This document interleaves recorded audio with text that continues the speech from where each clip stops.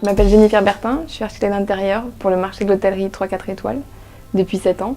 Et dès mes premiers projets, Balsan m'a accompagnée dans la prescription du revêtement de sol textile. Depuis mes premiers projets, j'étais prescripteur Balsan pour la qualité des produits, pour le champ des possibles qu'offre Balsan en termes de couleurs, de structure et de flexibilité sur la création. C'est un partenaire qui est hyper réactif, qui était toujours présent et disponible pour apporter les outils qui me permettaient en fait d'aller au bout de mon concept. Il y a un an, j'ai rejoint Balsan parce que ça me tenait à cœur de rejoindre une entreprise française qui était sensible à l'environnement et pas juste pour un coup de marketing.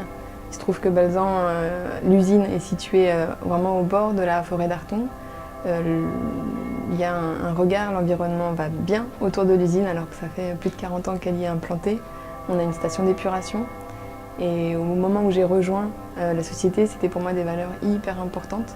Je revenais d'un voyage de 6 mois en Amérique latine où j'ai pu voir des désastres sur l'environnement et en revenant sur mes terres, sur mon territoire à moi, j'avais vraiment envie d'être active pour l'économie française et en plus du coup un fabricant français implanté qui fait vivre notre population.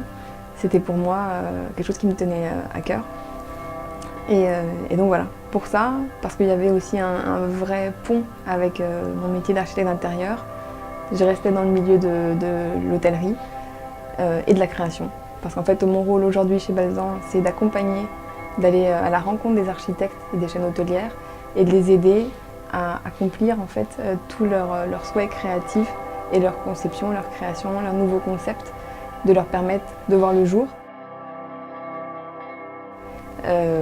Donc nous, de notre côté, on travaille beaucoup l'impression. Aujourd'hui, on travaille aussi en mixant de la texture, c'est-à-dire en mélangeant de la moquette en velours, de la moquette bouclée. On imprime aussi par-dessus. Et à côté de ça, on est aussi présent par les tapis, en fait, en apportant du confort, du moelleux, de la douceur. Les tendances actuelles ont un air un peu cosmopolite, où on vient mélanger les genres, les cultures et les matières. Aujourd'hui, très facilement, on va mélanger la moquette en dalle avec de la moquette plus épaisse, plus généreuse et plus douce, comme celle-là par exemple, sur laquelle je suis assise. Mais on va aussi travailler en mélangeant les matières, du sol dur, du PVC, du bois. On va travailler avec des matières naturelles et du textile. Et c'est ce qui va en fait enrichir l'identité du lieu et pouvoir lui donner un maximum d'identité et transmettre en fait l'idée générale, cette tendance que l'on a à la globalisation, à la mondialisation, à venir vraiment se faire rencontrer